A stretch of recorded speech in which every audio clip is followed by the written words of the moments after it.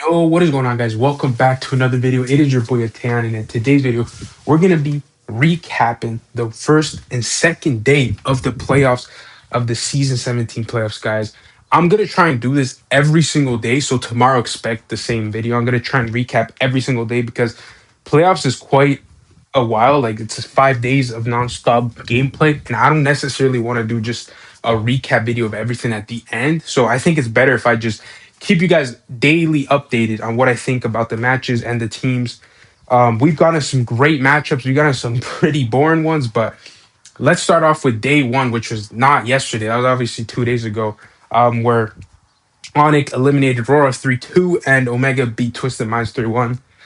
The Omega versus Twisted Minds one was kind of expected. Most people had Omega winning it just because Omega have shown better consistency and just better meta understanding. I think Twisted Minds struggles with grasping the meta. Like they have a decent idea. They're very unique. That's kind of the best way I can describe Twisted Minds is that they're very unique in the way they approach the game. They are very versatile with their drafts. They play multiple different heroes, but they don't execute those ideas very well. And I guess a team like Omega, who Omega are very like team like the Philippines, they have very disciplined drafts. Obviously, they have XTLPH players, so they know how to like play the game disciplined. Omega don't really make too much mistakes. They actually play the game very, very solid. But the one thing that Omega doesn't do is they don't do anything extraordinary. They don't do anything outstanding, which is why I think that's gonna kind of hold them back from really making a deep run in the playoffs. But overall, great series from Omega. And then Onyx versus Aurora. I'm not going to spend too much time on this one. Very, very heartbroken on this one. As you guys know, I'm a massive Aurora fan. I may or may not have cried. I mean, this one was definitely, this is probably, I think this is the worst one. This is the worst, this is the worst loss in the history of Aurora just because there's two reasons. First of all, the manner that we lost in, and second of all, because it's against Onyx. If you guys don't know the history between Onyx and Aurora, I mean, you guys should know this if you're watching me. But pretty much, for those of you who aren't that educated, let's say you just clicked on this video, you don't know too much about the history of the MPL. In season 14, Onyx Philippines was by far the best team in the world, and they were on a dominant road to just completely destroying everybody in the playoffs. They had just come off the regular season 14-0, I believe, or 13-1. They actually lost to Omega. But in the playoffs, Aurora came in as the sixth seed, so they were massive underdogs. And Aurora made it all the way to the finals and actually almost beat Onyx Philippines. They should have actually beat Onyx Philippines if Edward didn't throw in the base. So, yeah, pretty much that's what happened, guys. And Aurora threw in that game. They actually would have won 3 games in a row. Aurora won 2 games in a row.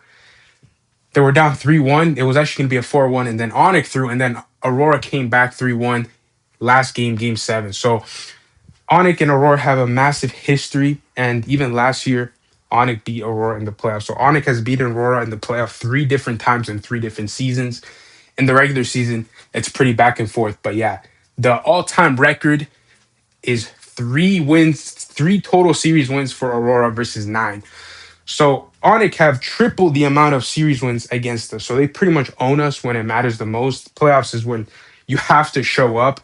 And unfortunately, that's not what happened with Rora. They just got completely destroyed. And to be honest, the way that they lost was completely unacceptable. It was absolutely, in the moment, I couldn't believe it. Just because Aurora don't really throw. Like, that's a lot of people talk about Aurora, how they choke a lot, but they don't really throw a lot, guys. They might get smashed into oblivion and they may not be able to come back in a lot of the games, but they don't really throw. It's very rare to see where you see Aurora just throw leads. They're very disciplined when they have the edge. But this one, man, I mean, guys, we are picking. We are picking. Oh my God, 21 minutes. It was the longest game of the day, too. Lapu Frederick. Now, here's the thing, guys. I like utility front to back drafts, but I said this while I was watching. If Rora don't end the game in less than 15 minutes, and if unless they don't have a massive control over the map, Aurora had every single base down from Onyx. They got like 3 lords and they still couldn't close it out. So that should show you guys how like insanely hard. Onic out microed Roar. This was, I believe, one of the casters. I don't know who was casting on that day, but one of them said it perfectly. I know it was actually Mirko. I was watching his co-stream. As you guys know, Mirko, everybody knows him. If you guys were watching that, you would have heard him say that it was kind of micro versus macro. And the micro aspect won in this game because macro wise, Rora was completely out macroing Onyx Philippines guys. They were completely out macroing them and they were just taking advantage of it. I mean, for the Turtles, you know, Basha couldn't ever really contest. But the reason why I knew it was going to be over late game is because Rora have no damage. And that's really frustrating because you picked the Granger. And to be honest, guys, the Granger didn't really do much in the late game. He couldn't really get that much damage off. And that's the issue when you pick heroes like Granger, Brody, Clint. You don't have DPS. When you draft three tanks, the best case scenario is actually drafting DPS. But in this case, obviously, Rora didn't expect the game to go this long, but it did. And the Granger was essentially doing no damage. Even to like low HP targets, he was struggling to burst them off. So very, very frustrating loss from Rora. And I mean, the season is over just like that, guys. The season is over. We're not gonna make it to Paris, which is just unacceptable. And I'll make a separate video on Aurora, guys. I just wanted to have this little rant. I'm just gonna stop talking about them now because it's making me kind of upset. But I'm gonna do a separate video on Aurora and what they should do in the future if they want to get back to their M7 form because this season was a complete failure in every aspect of the means. So let's go on to day number 2, which was recently, a couple hours ago. Falcons versus Onyx Philippines. I'm not going to spend too much time on this one because I don't think Falcons are completely done. I've been seeing a lot of people overreact. Listen, guys, Falcons just had a bad day. Every series, every team is going to have a bad series, and unfortunately for Falcons, that happened in the first round of the second round of the playoffs. Now they're in the lower bracket. They have no lives remaining. If they lose, they're out. I mean, Falcons just played terrible. The drafts were weird too. Like the Roger, bro. Like I don't like drafts where you only have one identity, guys. You have to have multiple ways and win cons to win. In the first game, they go for Arlott, Gwyn, Valentina, which is a very common combo. But besides that, guys, like you don't have any other ways of winning. You're all in, and that's very predictable. Onyx Philippines have multiple ways of playing. They can play front to back. They can split push. They can even play up pickoffs with Kalea and Loyi.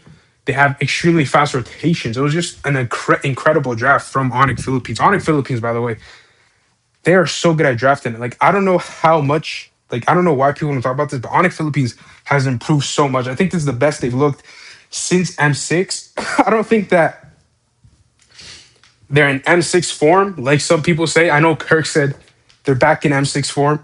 I don't think so. I think if they were back in M6 form, they would win the playoffs. I don't think they will, but Onyx looked really, really good. So really well played from Onyx in the drafts department. Falcons, man. I don't know. I think that with Falcons, guys, it's not panic time, but Falcons have been underperforming in the playoffs for quite some time. So I hope they're able to bounce back because they've been so good this season. They do they have a chance of winning it all, guys. I truly do believe so. I saw a comment saying that this gives me deja vu of M5 when Onyx Indonesia 3-0'd Falcons, formerly AP Brent, in the upper bracket. And then Falcons made the lower bracket and then made the lower bracket run and then won the world championship.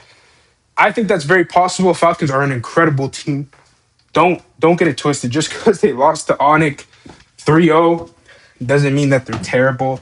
A lot of people have recency bias issues. So they're going to be like, oh, Falcons are terrible. But guys, Onyx are a really, really good team. And they have a lot of momentum from winning that extremely close series against Rora in the first day. And then Team Liquid